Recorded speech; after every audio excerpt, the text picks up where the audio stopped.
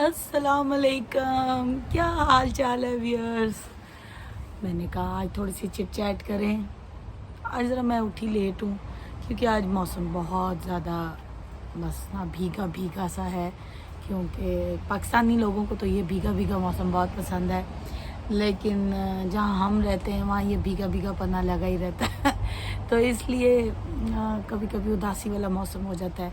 वैसे हम लोगों को ज़्यादातर सनी डे ज़्यादा हम लाइक करते हैं, और मैंने कहा कि आज के व्लॉग का आगाज़ करते हैं और आपसे थोड़ी थोड़ी बहुत चैट चैट करते हैं और आपको थोड़ी बहुत अपनी रूटीन दिखाते हैं कि आज हमने क्या किया।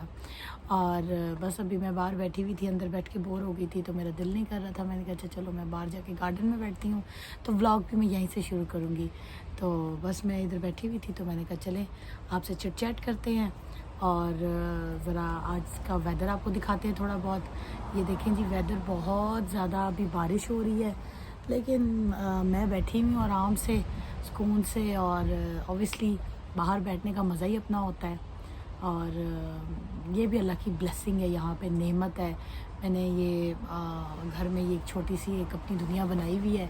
यहाँ पे ये है कि मोस्टली घरों में बाहर बैठने का कोई ख़ास इंतज़ाम नहीं होता, लेकिन मेरा शौक़ था इसलिए मैंने इसको ओबियसली सोचा कि चलो इसको पूरा किया जाए। क्योंकि जहाँ हम पुराने घरों में रहते रहे हैं वहाँ हम बहुत बड़े बड़े घरों में थे, तो ये पहले पहले घर हमें समझ नहीं आते थे। हम सोचते होते थे इतने छोटे घर हैं, लेकिन यहाँ सबके छोटे घर होते हैं। लेकिन हमें आदत है बड़े लॉनों वाले घरों की, तो इसलिए पाकिस्तान में वैसे भी बड़े बड़े घर होते हैं मोस्टली। तो बस वो लॉन की एक आदत पड़ी हुई है, तो और शौक़ भी है। और मज़े की बात यह है कि बचपन में हमारी जो वालदा होती थी, अल्लाह ताला उन्हें जन्नत में जगह दे और उनके आला मुकाम करे। और बस ये कि वो हम बचपन में देखा करते थे कि बड़े बड़े सहन हैं और वो अम्मा बैठी हैं, हमारी दादी बैठी हैं, तो वो सब्ज़ियां काट रही होती थी, बाहर बैठे हैं सारे मुलाजमीन आए हुए हैं। तो वो हमने बचपन से एक ये वाला माहौल देखा है, तो वही हमें आदत पड़ी हुई है। तो यहाँ के जो लोग हैं वो इतना ज़्यादा मतलब बाहर बैठने को या गार्डनिंग को इतना मेरा नहीं ख्याल कि बहुत ज़्यादा कोई गोरे मोस्टली लाइक करते हैं गार्डनिंग को, लेकिन बहुत कम लोग हैं जो गार्डनिंग को पसंद करते हैं। लेकिन क्योंकि मुझे शौक़ है तो इस वजह से मैं ज़रूर करती हूँ। और बस वो मैं आपको माहौल की बात बता रही थी, वो बचपन से हमने माहौल देखा हुआ है, तो जिसकी वजह से एक आदत डेवलप हुई हुई है कि बड़ा सा गार्डन हो, फ्लावरिंग हुई हो, बड़ा सेट हो, डेकोर हुआ हुआ हो। तो लेकिन ये है कि यहाँ ये करना बहुत मुश्किल काम है, क्योंकि पहली तो बात ये पाकिस्तान में तो ये है ना कि आ जाते हैं यहाँ भी माली आ जाते हैं और गार्डनर्स आ जाते हैं यहाँ पे। पाकिस्तान में हम माली कहते हैं, यहाँ पे गार्डनर्स कहते हैं। ये भी मैंने कहा ये ना सोच ले कोई कि पता नहीं ये क्या कह रही है माली आ जाते हैं वहाँ पे पाकिस्तान में। तो वो अभी भी मतलब मेरे वालिद के घर में माली आता है, वो सारे काम करके जाता है, वहाँ उनको पता ही नहीं होता गार्डन का। लेकिन यहाँ पे जो गार्डनर आता है वो भी बस ना अपनी आप जितनी पे कमा रहे होते उतनी पे ही लेके जाता है आपसे। वो पर आवर और पर हाफ एन आवर के हिसाब से पैसे लेके जाता है। मोस्टली लोग फिर इतना अफोर्ड नहीं कर पाते, ऑब्वियसली बड़ा एक्सपेंसिव होता है। अब ये आप देख रहे होंगे हवा चल रही है और बड़ा प्यारा वेदर हुआ है, तो अभी मेरे बच्चे अंदर चीख रहे हैं एक दूसरे के साथ। जी मैंने कहा ये दिखाऊँ, इस वक्त पानी बहुत ज़्यादा है और गार्डन मैंने कहा दिखाऊँ आपको। ये जनाब इस वक्त बड़ा क्लीन लग रहा है क्योंकि बारिश हो रही है। और ये मैं क्लोज़अप थोड़ा दिखाती हूँ, जो ये पिंक से और रेड से फूल हैं, ये इनको पानी की बहुत ज़रूरत है क्योंकि इन्होंने दिसंबर तक चलना होता है। ये लॉन्ग टाइम चलने वाले फ्लावर्स हैं, इनको बेगोनिया कहते हैं। लेकिन ये है कि ये ज़बरदस्त होते हैं, इनको पानी की ज़रूरत होती है क्योंकि ऑब्वियसली इन्होंने लॉन्ग टाइम सर्दियों में भी चलना होता है, इसकी वजह से फिर इनको पानी की ज़्यादा ज़रूरत होती है। तो बस ये भी मैं बैठी हुई थी, मैंने कहा मैं आपको दिखाऊँ थोड़ा सा।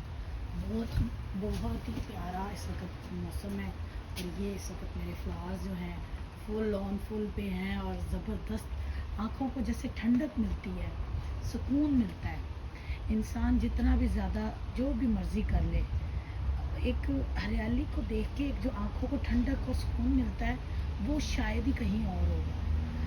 और मेरे जैसे शख्स के लिए तो ये बहुत ज़रूरी है, जिस तरह की मैं पर्सनैलिटी हूँ, कि मेरे लिए ग्रीनरी, आँखों को सुकून बहुत ज़रूरी है। कुछ अपनी अपनी आदत भी होती है। तो ये जी मैं इनको ना देखूं तो मुझे सुकून नहीं आता। तो ये देखिए, ये मैंने एक खुद पॉट बनाया है, फ्लावर पॉट। इसमें मैंने 3-4 तरह के जो प्लांट्स हैं वो मिक्स किए हैं, और ये मैं करती रहती हूँ।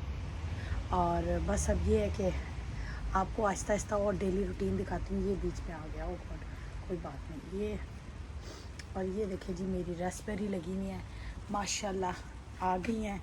हम तोड़ तोड़ के खाते हैं इस पे से। ये देखें, बेहतरीन बेहतरीन, बहुत सारी लगी हुई थी, तोड़ी काफ़ी हैं। ये भी अभी नीचे काफ़ी सारी लगी हुई हैं। और बस ये खाते पीते और हंसते खेलते इंसान की ज़िंदगी गुजरे तो आई थिंक द बेस्ट होता है। और जितना ज़्यादा इंसान खुश रहे, ये बस मैं सारा दिन इधर ही, बस जब मैं कहीं और नहीं होती तो मैं अपने गार्डन में पाई जाती उसकी वजह ये है कि ये मैंने पाम का एक पौधा लगाया हुआ है। ये मैं छोटा सा लेके आई थी और माशाल्लाह ये अब काफ़ी बड़ा हो गया है। एक ये लेके आई थी, और मैं आपको यहाँ पे एक ऐसा पौधा दिखाने लगी हूँ जो यहाँ पे बहुत रेयर मिलता है, हर जगह मिलता भी नहीं है। इसे हम कहते हैं पाकिस्तानी मोतिया। ये जी मोतिये की तरह, मोतिया होता है छोटा, लेकिन ये पाकिस्तानी मोतिया है। ये देखें, जिसको हम पाकिस्तान में मोतिये का फूल कहते हैं। इस पे गाना भी है उसका, मेरे दिमाग में नहीं आ रहा, आरिफ लोहार का, मोतिये द फुल मार के गुजार, एक फुल मोतिये द मार के जगह सोनिए। ये गाना इस प्लांट पे बना हुआ है, और बिलीव करें कि कभी इसकी खुशबू बंदा देख ले तो मैं कहती हूँ ज़बरदस्त। और ये यहाँ पे बेल की सूरत में पाया जाता है, और आप बिलीव ही नहीं करेंगे कि यहाँ पे ये कितना ज़बरदस्त है। जब ये खिलता है और इसकी खुशबू मेरे पूरे गार्डन में होती है। एक प्लांट है मेरे पास, और आप बिलीव नहीं करेंगे, ये मैंने यहाँ पे प्लांट लिया क्योंकि ये बड़ा रेयर प्लांट है, हर जगह पे ये अवेलेबल नहीं होता, तो इसकी बड़ी केयर टेक करनी पड़ती है। और आप बिलीव नहीं करेंगे कि ये मैंने बहुत एक्सपेंसिव ख़रीदा था, और अब मैं इसको बहुत एहतियात से रखती हूँ। ये देखिए माशाल्लाह कितना मोतिया आया हुआ है इसके ऊपर, ये भी आ रहा है, और इसकी खुशबू का अपना ही मज़ा है। ये मैंने जी 3 कप आटा डाला है, और इसमें 2 कप पानी है, सेम मेजरमेंट। और जितना आटा होता है उससे 1 कप कम आप डालें तो बेहतरीन आटा इसमें गूंदेगा।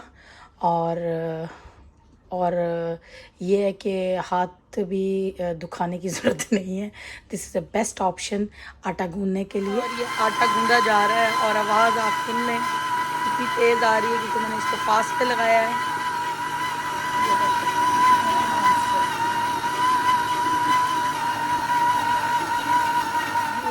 अब देखें, ये बन चुका है आटा, और अब मैं इसको आराम से उतार लूँगी।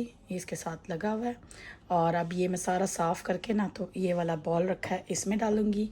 और आप इसकी कंसिस्टेंसी चेक करें कितना सॉफ्ट है, और जिस तरह का मुझे चाहिए, ना ये चिपक रहा है, ना ये बहुत हार्ड है, और ना ये बहुत सॉफ्ट है। ये देखें, ये देखें, क्योंकि मैंने पराठे बनाने हैं तो उसके लिए इस तरह का आटा होना बहुत ज़रूरी है। और पाकिस्तान में तो लोग आटा गूंद के थोड़ी देर के लिए रख देते हैं, लेकिन मैं गूंदती ही ऐसे हूँ। फ़ौरन भी अगर रोटी बना ली जाए तो बेहतरीन आपका बनेगा। तो फिर मैं आपको आहिस्ता आहिस्ता और चीज़ें दिखा। ये मैं बना रही हूँ मूली के पराठे। ये मूलियाँ मैंने क्रश कर ली हैं, और क्रश करने के बाद 5-10 मिनट इनको पड़ा रहने दिया है। इनके अंदर कुछ नहीं डाला, ना कोई स्पाइसेस, ना कोई इंग्रेडिएंट्स सॉरी। उसके बाद फिर मैंने इसको रहने दिया, तो ये मूलियाँ जो होती हैं इन्होंने अपना पानी छोड़ दिया। और अगर आप पराठा बना रहे हैं तो अगर मूलियों का पानी बीच में आ गया तो वो तो पकेगा ही नहीं। इससे पहले इनको ड्राई करें। जब पानी बिल्कुल एक बाउल में फुल हो जाए, इसको अच्छी तरह सोक करें। हाथों से सोक करना पड़ेगा आपको। ऐसे नहीं होगा कि आप इसको उठाएंगे और दूसरे बाउल में डालेंगे तो पानी निकल जाएगा या ड्रेन हो जाएगा, या आप उसके दूसरे छन्नी में डालेंगे तो उसमें हो जाएगा। नहीं नहीं नहीं, इसको प्रॉपर आपको हाथों से यानी प्रेस करके इसका पानी निकालना पड़ेगा। उससे फिर ये सही पराठे बनेंगे इसके। क्योंकि कई लोग कहते हैं हमसे मूली के पराठे नहीं बनते, तो मूली के पराठे इसलिए नहीं बनते कि इसमें पानी होता है, और जब पराठा पकने का टाइम आता है तवे के ऊपर वो रोटी में ज़्यादा आटा कच्चा होता है, उसमें पानी आ जाता है, जिसकी वजह से प्रॉब्लम हो जाती है। पहले सबसे पहले मूली को 10-15 मिनट क्रश करने के बाद, ग्रेटर करने के बाद पड़ा रहने दें, और उसके बाद फिर मैंने जब ये ग्रेटर कर ली, क्रश कर ली, उसके बाद फिर मैंने इसके अंदर 3-4 हरी मिर्चें डाली हैं, वो मेरा शौक़ है, मुझे पसंद है, और थोड़े से लीफ मैंने मिंट के डाले हैं। अब मैं आपके सामने इसमें थोड़ी थोड़ी जो मुझे जो स्पाइसेस चाहिए इसमें पराठे में, तो ये थोड़ा सा बिल्कुल हस्बे ज़रूरत मैं ऑयल डाल रही हूँ। कोई सा भी डाल लें, कई लोग बटर भी डालते हैं, लेकिन मैं ऑयल डालती हूँ।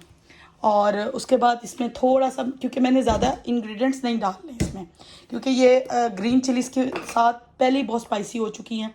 इसमें थोड़ा सा मैंने मेजरमेंट किया है, इतना सा, क्योंकि मूली एक है, तो just as a spice colouring देने के लिए, फ्लेवरिंग देने के लिए ये थोड़ा सा मैंने डाला है। ये चला गया जी हमारी रेड चिलीज़ पाउडर। और ये अब हमारा है इसमें नमक 1 चम्मच। आपको मैंने पहले भी बताया था मेरी ये मेजरिंग है, तो मैं इसी के हिसाब से खाना बनाती हूँ। हर औरत की घर में, हर किचन में अपनी एक मेजरिंग होती है स्पाइस डालने की, तो वो मेरी है। मैं कुछ हाथ से भी डाल लेती हूँ, अपना अपना अंदाज़ा होता है। थोड़ा सा इसमें मैं ये डालती होती हूँ ज़ीरा। ज़ीरे से ज़रा ना पराठे में खुशबू मज़े की होती है। और बस मतलब इतना ज़्यादा, मतलब अगर आप स्पाइस डालेंगे, ऑलरेडी इसमें मैंने मिंट और वो डाला है, इससे स्पाइस मज़ीद जो है ना नहीं ठीक। इसमें थोड़ी सी हम, क्योंकि ये पराठा स्पाइसी होता है, थोड़ी सी हम इतनी सी बिल्कुल एज फ्लेवरिंग क्रश चिलीज़ डालेंगे, और बस। और अब हम इसको मिक्स कर लेंगे।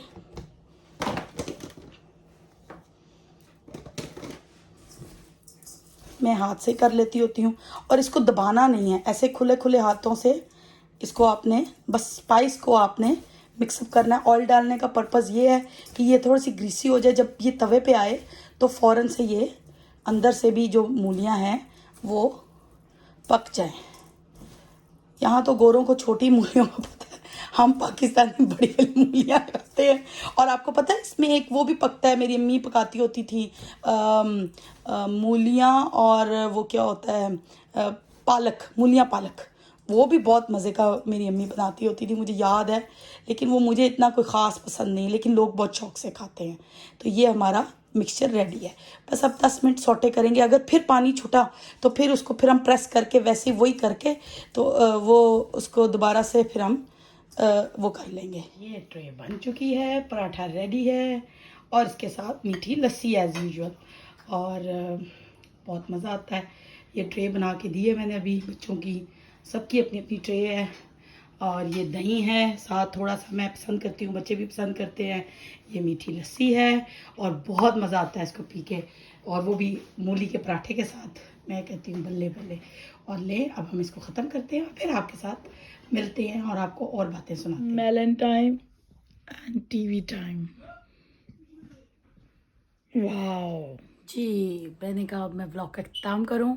और अगर आपको मेरे साथ मेरा व्लॉग शेयर करना, और मेरे से मेरी बातें सुनना, और मेरे व्लॉग के साथ टाइम स्पेंड करना अच्छा लगता है, तो प्लीज़ मेरे व्लॉग को लाइक करें, सब्सक्राइब करें, शेयर करें।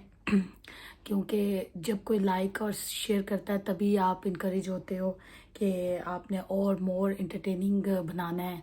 तो इसमें बड़ा टाइम लग जाता है अपलोड करने में भी, और ऑब्वियसली फिर सोना भी होता है, सुबह ड्यूटी है, बच्चों को स्कूल छोड़ना है।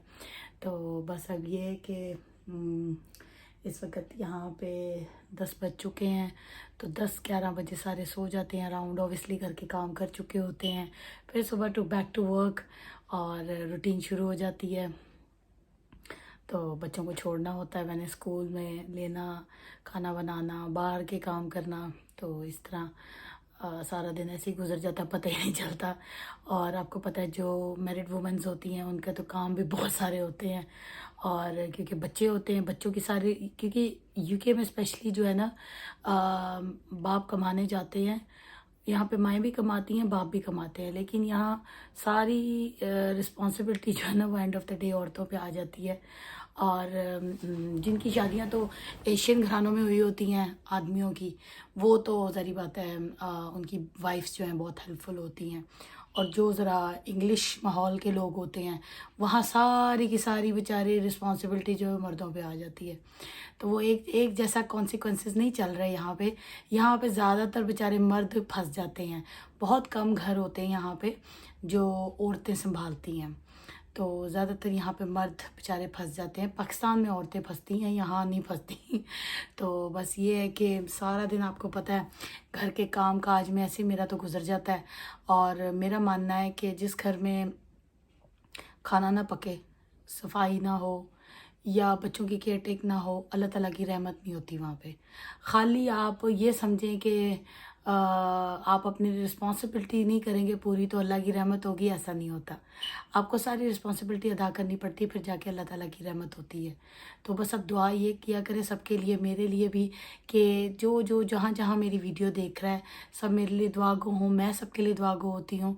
तो बस ये है कि इसी तरह हंसते खेलते इंसान का टाइम गुजर जाए तो वो सबसे बेस्ट होता है, बनिस्बत के इंसान अग्रेसिव हो या गुस्सा करे या अपने आप को भी प्रॉब्लम में डाले, दूसरे को भी प्रॉब्लम में डाले। तो बस जहाँ भी रहिए खुश रहिए, स्टे ब्लेस्ड।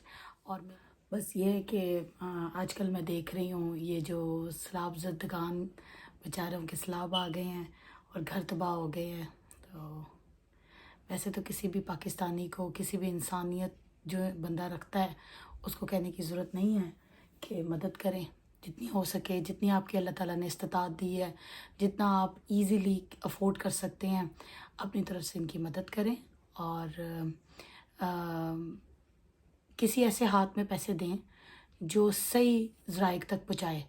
ऐसे बंदे को ना दें जो इंसानियत के नाम पे लूट खसूट कर रहा हो। तो ऐसे बहुत सारे लोग हैं जो ऐसा कर रहे हैं। आज तो उनको कोई प्रॉब्लम नहीं होगी, आज तो वो ये समझ रहे हैं हमने लूट लिया, हम बहुत समझदार हैं, लेकिन एंड ऑफ द डे वो पकड़ में आ जाएंगे।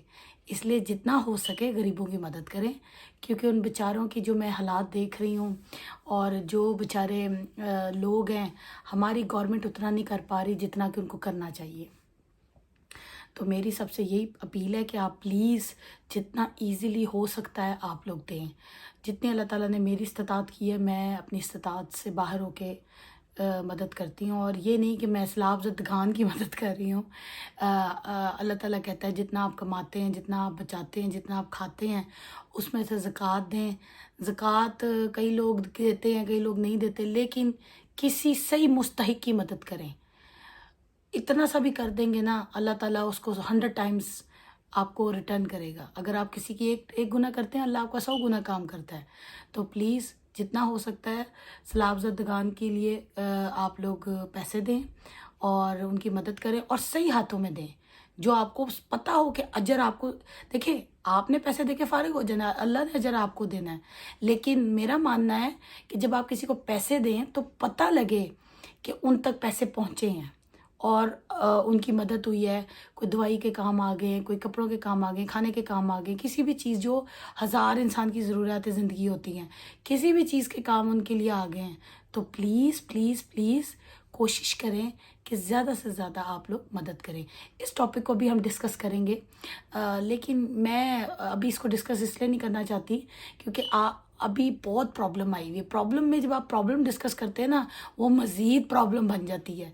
तो इसलिए प्रॉब्लम में जितना हो सकता है ईजी रिलैक्स रह के बात करें और सबसे अपील करें कि प्लीज़ पैसे दें और सही हाथों में दें, और मदद करें तो सही हाथों की करें। ये नहीं कि आप किसी की मदद कर दें, आप किसी गलत बंदे को पैसे दे दें। आप तो अल्लाह ने तो आपको अजर दे देना है, लेकिन अगले के मुंह में पहुँचे ना पहुँचे, वो तो जो कल्प्रेट कहते हैं ना, चोर होता है, उसको तो चोरी की सज़ा बाद में मिलनी है। तो जो बेचारे मुस्तहिक हैं वो बेचारे रोडों पे ज़लील हो रहे हैं। तो प्लीज़ हो सकता है तो आप मदद करें। और इसी के साथ आज के व्लॉग का इख्तिताम करते हैं।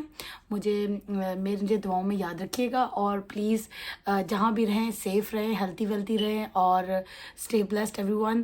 प्लीज़ मेरे लिए भी सब दुआ गो रहें। और ओके, इंशाल्लाह फिर मुलाकात होगी। Thank you.